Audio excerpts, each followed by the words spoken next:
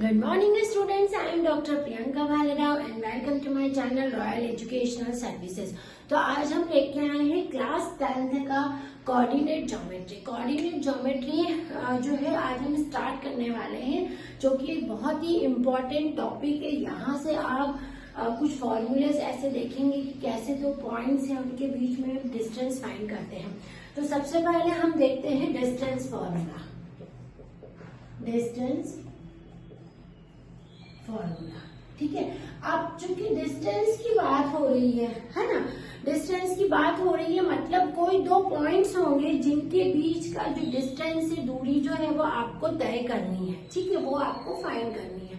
तो मान लेते हैं वो हमारे पॉइंट कैसे हैं, वो हमारे पॉइंट रहते हैं x1, y1 and x2, y2, है ना। x1, y1 और x2, y2, इन दोनों पॉइंट्स के बीच में हमको क्या निकालना है, डिस्टेंस निकालना है।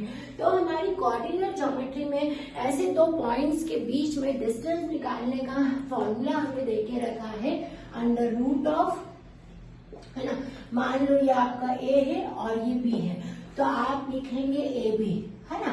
ab यानी a और b का जो डिस्टेंस है ये होता है आपका x2 माइनस x1 का whole square plus y2 minus y1 का होल स्क्वायर, ठीक है। और इस पूरे का अंडर रूट दिख रहा है ये, ठीक है। तो ये आपका दो जो पॉइंट है x1, y1 और x2, y2, उनके बीच का डिस्टेंस फॉर्मूला है।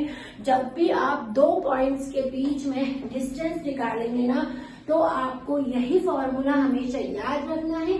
आज आपने ये फॉर्मूला कोऑर्डिनेट ज्योमेट्री से सीखा है, स्टार्ट किया है, और जब भी दो पॉइंट्स के बीच में डिस्टेंस निकालेंगे तो हम यही फॉर्मूले को रिकॉल करेंगे कि A B equals to point कुछ भी नाम हो सकते हैं, है ना, C D A B equals to under root of x2 minus x1 का whole square plus y2 minus y1 का होल स्क्वायर। बिल्कुल बेसिक फॉर्मूला है दो पॉइंट्स के बीच का डिस्टेंस निकालने का। अब हम इससे जो न्यूमेरिकल कैसे सॉल्व करेंगे वो देखते हैं। क्वेश्चन कुछ इस टाइप से आता है इसका कि find the distance between the point, find the distance between the point। कुछ दो पॉइंट आपको देके रखे हैं, a -5,7 एंड b -1,3, है ना। ये दो पॉइंट आपको देके रखे हैं, इनके बीच का आपको डिस्टेंस निकालना है, a -5,7 एंड b -1,3, है ना।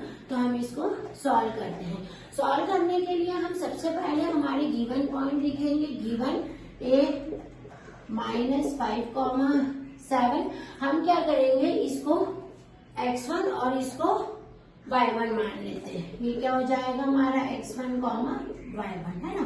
और ये हमारा हो गया b -1,3 यानी x2, y2, है ना। इस तरह से आपको ये जो गिवन पॉइंट है उसको इस तरह से लिख लेना चाहिए। अब हम क्या करते हैं, अभी हमने सीखा है डिस्टेंस फॉर्मूला, तो we know distance between x1, y1 and x2, y2, इनके बीच का डिस्टेंस हमको पता है फॉर्मूले से। तो हम वो लगाते हैं ab equals to under root of x2 minus x1 का whole square plus y2 minus y1 का होल स्क्वायर।